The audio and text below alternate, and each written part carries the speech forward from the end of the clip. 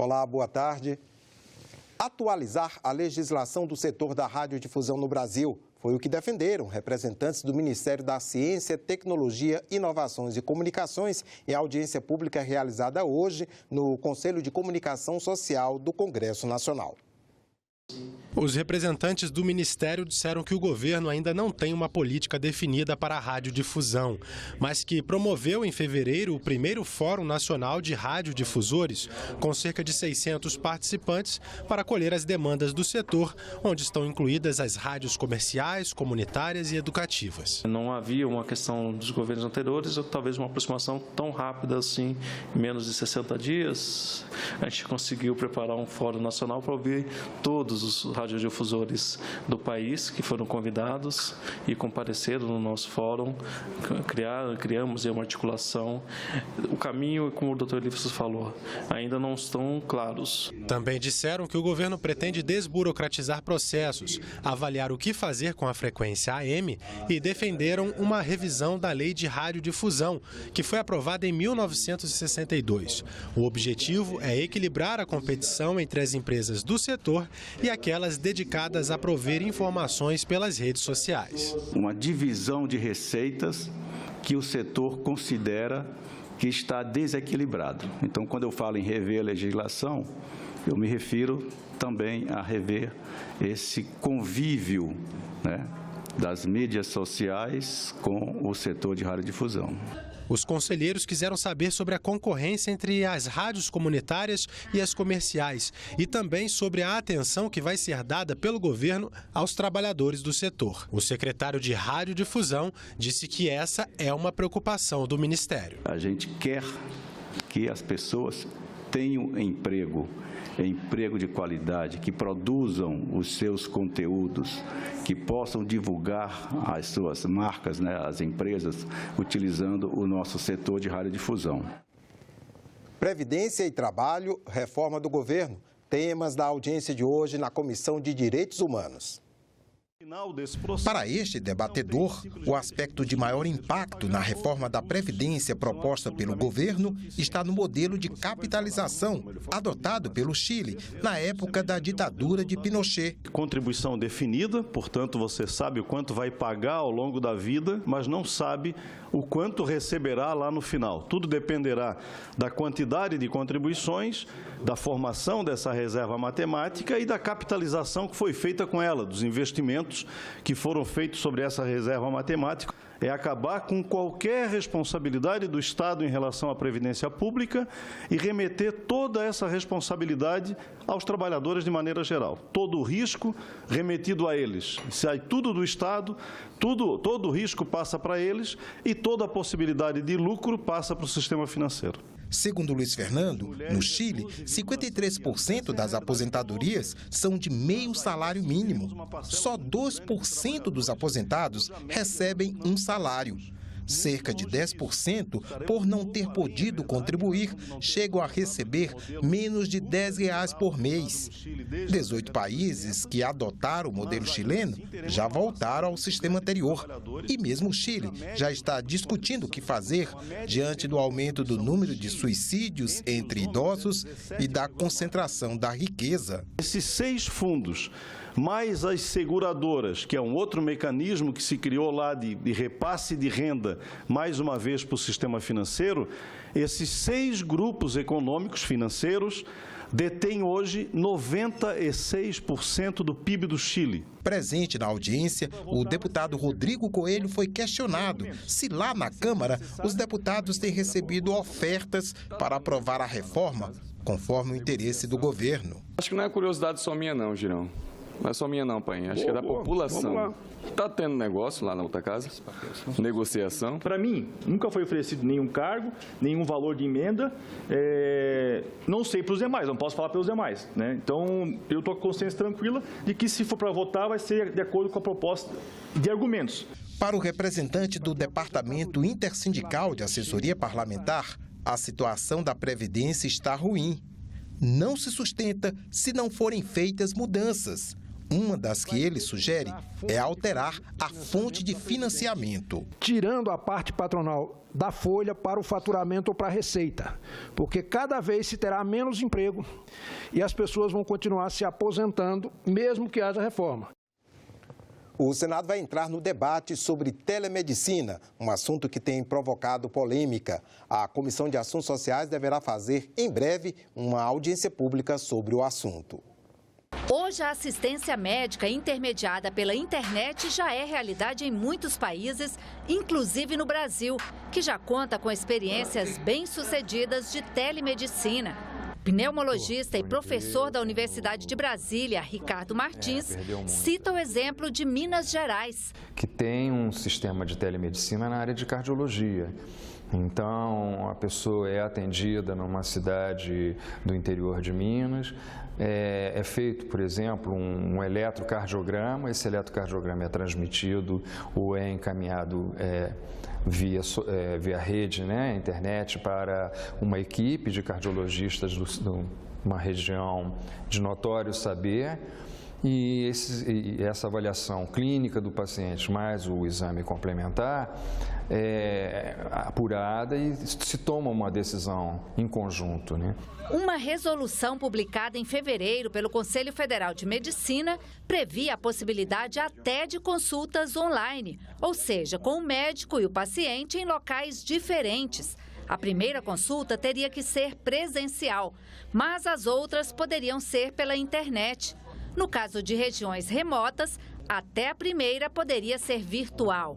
A resolução, que deveria entrar em vigor em maio, provocou tanta polêmica que acabou revogada. O telediagnóstico já é feito, né? Você discute com um colega à distância, a interconsulta, que é conversar, trocar ideias e consultar um colega à distância, isso já é feito. Teleconsulta é outra coisa, é uma precarização da relação médico-paciente, vulnerabiliza, o médico vulnerabiliza o paciente e essa resolução coloca tudo na responsabilidade do médico. Já se faz telemedicina no país e é preciso regulamentar para que esse serviço seja benéfico para todo mundo.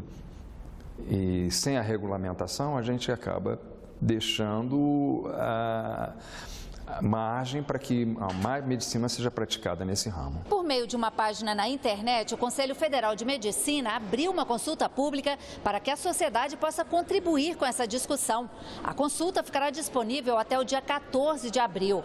E o Senado também resolveu entrar no debate. A Comissão de Assuntos Sociais vai fazer uma audiência pública sobre o assunto. Nós deveremos aperfeiçoar o formato da audiência pública já solicitada, refazer o seu texto, apresentar de novo na comissão, esperamos que ela seja aprovada, para daí sim fazer o chamamento de todos aqueles que querem participar dessa discussão, a fim de que a gente possa apresentar ao Conselho Federal de Medicina o juízo que foi extraído desse amplo debate que nós vamos fazer aqui no Senado da República. Eu não tenho nada contra o reconhecimento, aquilo que os avanços tecnológicos também possam, como tem oferecido à saúde. Mas nós não podemos trocar ou desconhecer o lado humano das relações que são mantidas entre o profissional da área de saúde, o médico, junto ao paciente. Então, vamos fazer esse debate. Um projeto em tramitação no Senado permite a qualquer pessoa com um celular registrar infrações de trânsito e enviar para órgãos fiscalizadores. Hoje em dia, usamos o celular para quase tudo e ele pode ganhar mais uma utilidade, a de ferramenta de fiscalização de trânsito, caso um projeto de lei do Senado seja aprovado.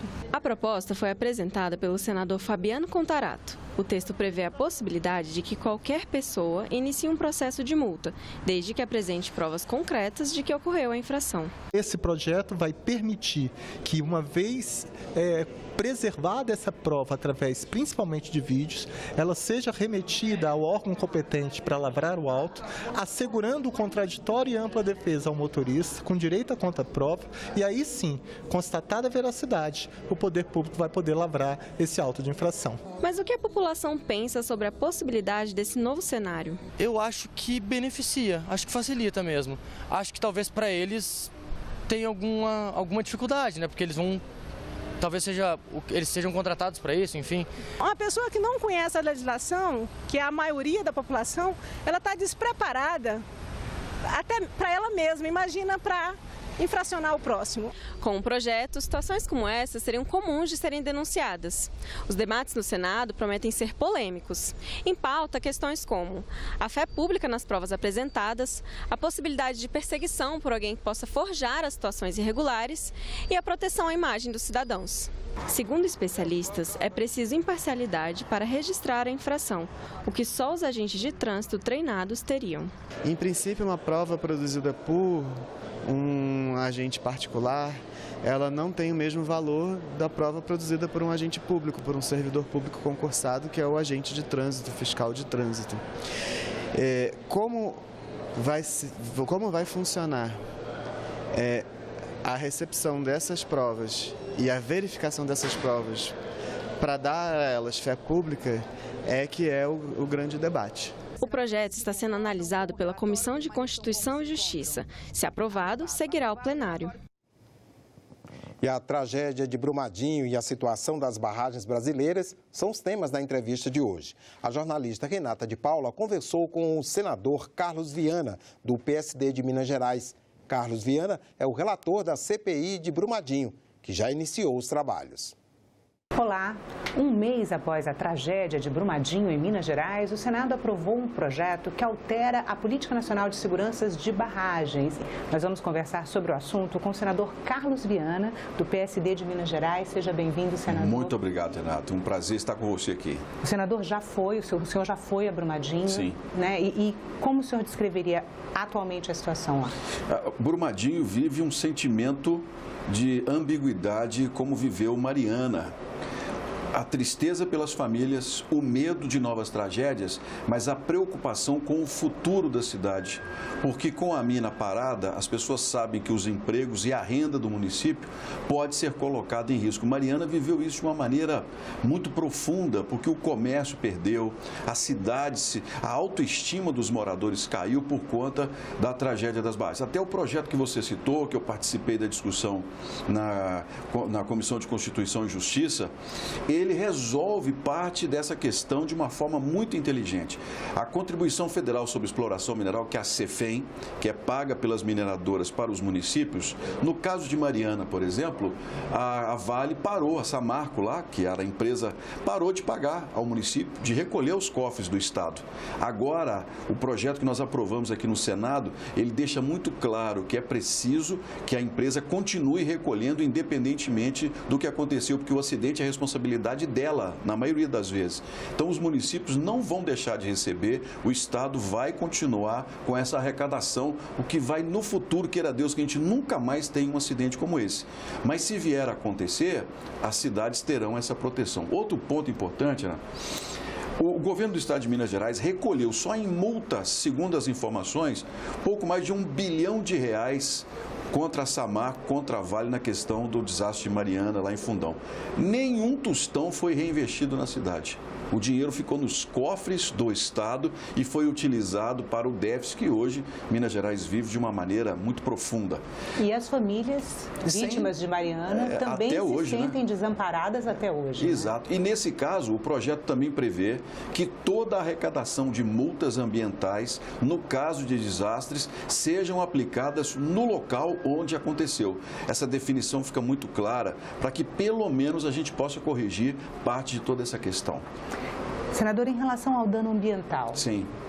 Né, o senhor acompanha a recuperação do Vale do Rio Doce? Sim. Assim, em que estágio se encontra a contaminação do Rio Paraupebas e qual a perspectiva que a gente tem para o futuro em relação... O Paraupeba é um dos principais afluentes do São Francisco. Nós temos o Paraupeba e temos o Rio das Velhas, são dois fundamentais para o rio que nós chamamos da integração nacional. Toda a água do Paraupeba hoje está proibida para consumo humano. As cidades, inclusive, na margem do Lago de Três Marias, que é formado pelo São Francisco, já começam a viver os impactos. Morada Nova, por exemplo, é uma cidade onde a piscicultura é um ponto fundamental. Há mais de 1.000 pessoas empregadas na criação de tilápia. Os contratos começaram passaram a ser cancelados. Porque são 21 municípios São 21 municípios, né? Só nessa questão do Paraupeba.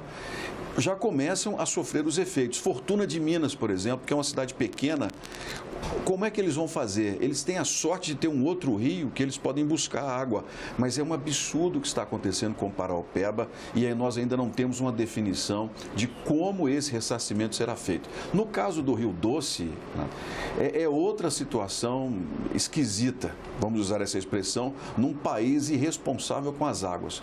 O Rio Doce estava morrendo.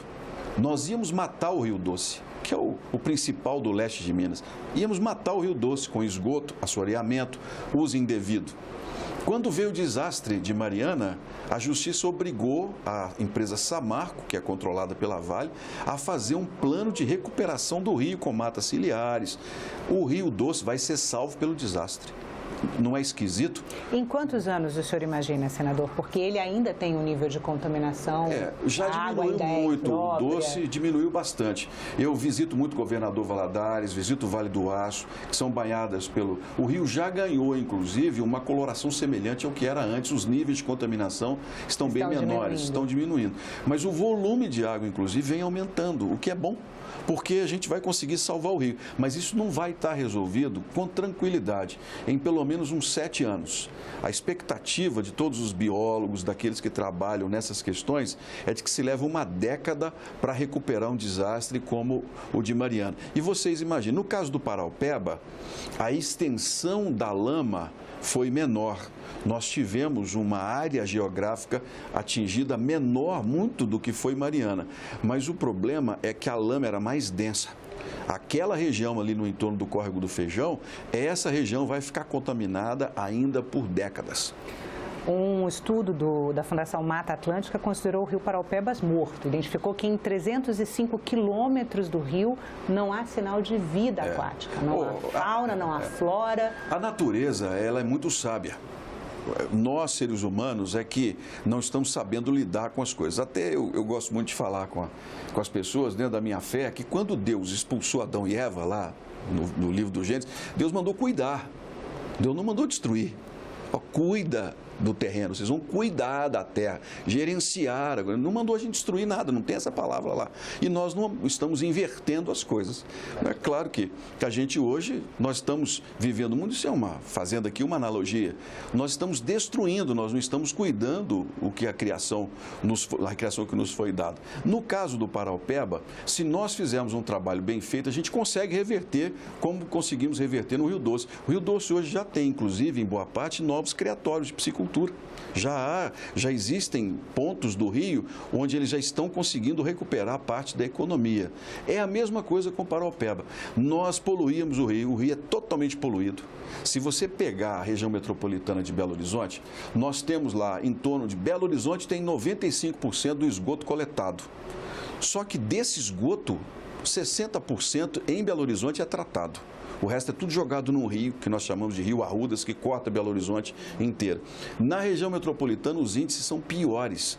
Em Minas Gerais, que não é diferente dos outros estados, nós temos em cada 10 litros de esgoto, menos de 3 tratados. O resto nós todos jogamos em rios e córregos do nosso estado, que é a grande caixa d'água. Vou citar, por exemplo, Sete Lagoas, que é uma cidade muito querida na região central, próxima a Belo Horizonte. Sete Lagoas joga 100% do esgoto no rio, que abastece, que cai no São Francisco. 100% do esgoto. Você tem pelo menos 10, 12 cidades que acabam recebendo toda essa carga, essa descarga de esgoto. E aí a gente entra numa questão que é a licenciamento ambiental. Nós conseguimos, na época, numa gestão muito grande com o ex-prefeito, o dinheiro no PAC. Eu, como jornalista, fizemos uma campanha, conversamos aqui em Brasília, fizemos entrevista. Veio o dinheiro para tratar o esgoto de Sete Lagoas. 3 anos sem licença ambiental para poder construir uma extração de tratamento de esgoto. Então, nós somos irresponsáveis com essa questão das águas. Hoje, nós não usamos bem aquilo que nós deveríamos cuidar. Senador, depois do desastre de Mariana, o Senado criou uma comissão especial para debater o assunto. Ela foi presidida pelo senador Anastasia, relatada pelo senador Ricardo Ferraço, do Espírito Santo, né? O senador Anastasia, no estado onde a tragédia aconteceu. É nosso menino ilustre aqui no Senado. O ex-senador Ferraço do Estado, que é a empresa controladora da barragem, né, que sediava a empresa, a Samarco, e os projetos não andaram naquele momento, né? Repetiu-se uma tragédia semelhante. O senhor imagina que agora é possível mudar o arcabouço legal que regula a mineração no Brasil? Esse projeto que nós aprovamos aqui na CCJ e na Comissão de Meio Ambiente, tornando mais rígidas as questões das barragens, já é um passo. A multa sobe para 50 bilhões, me parece, né? É um dinheiro alto, um valor que pode chegar a um faturamento gigante da mineradora. E até meu questionamento na época foi de que nós teríamos uma multa limitada a 50 milhões de reais. Eu falei, não, mas 50 milhões não é nada para a Vale. Aí o relator aumentou esse valor para a casa dos bilhões. Já é uma resposta, já é um passo. Mas nós estamos criando aqui também uma CPI, uma comissão parlamentar de inquérito, que num determinado momento tivemos uma pressão muito grande da Câmara para que se tornasse uma CPMI nessa história. Uma CPI mista, né? Uma CPMI que é uma comissão mista. A nosso ver, uma CPI é muito melhor. Nós somos mais ágeis, mais céleres, são 7 os indicados, 6 já têm os nomes compostos e a gente pode dar uma resposta mais rápida à população. Por quê? O que foi que aconteceu depois de 2015 que não avançou nenhum tipo de projeto ou de legislação? Quais foram os interesses que, infelizmente, nos levaram a mais um desastre com 310 pessoas hoje mortas, entre desaparecidos e já identificados? O que foi que aconteceu? A CPI, e eu recebo, muitas vezes, um questionamento, CPI, ela não é policialesca, aquela história de ficar assim, o senhor está preso. Não é isso. Isso é o papel da Polícia Federal, da Polícia Civil, a denúncia do Ministério Público. Nós temos que dar uma resposta à população no âmbito da legislação. Eu coloco para as pessoas com muita clareza o seguinte: represa boa é aquela que só serve para guardar a água para seca ou então a que não existe quando é rejeito. A meu ver, no futuro, nós não podemos permitir nenhum tipo de barragem mais no Brasil de rejeito, nada. A mineração tem que ser feita a seco. Eu sou de um estado onde a mineradora, a maior delas, que é a Vale, tomou conta da rede das linhas férreas desde 1997, não abre para concorrência e só transporta minério nos trilhos que foram construídos com dinheiro do contribuinte brasileiro de um século. Eu sou de um estado onde uma mineradora que não teve acesso à linha férrea, porque a Vale não deixa os concorrentes terem acesso ao trem de ferro, essa empresa construiu um mineroduto absurdo que tira milhões de litros de água de um rio chamado Santo Antônio, que me viu nascer na beira dele, para levar minério para o Rio de Janeiro. Isso são situações que nós não podemos permitir mais. Minério transportado por água. Não. Minério tem que ser transportado por linha férrea. A questão dessa concorrência, inclusive, que nós vamos discutir isso aqui no Senado. Essa concessão antecipada das linhas férreas brasileiras que a Vale quer, que a MRS, a Ferrovia Centro-Atlântica, está diretamente ligada à questão do meio ambiente.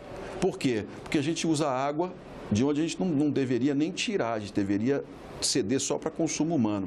E as questões do poder econômico por trás disso. Quando a gente olha, por exemplo, a campanha de 2014, a gente descobre governadores que receberam, não foi 600 mil, 500 mil, não, receberam foi bilhões em termos de campanha, de dinheiro para poder fazer campanha. A gente descobre uma série de pessoas envolvidas com isso. Então, hoje, nós não podemos deixar de dar uma resposta à população, não. Senador, muito obrigada pela entrevista. Ficamos por aqui. Você pode rever as reportagens desta edição na nossa página na internet, senado.leg.br/tv. Obrigado pela companhia e até a próxima.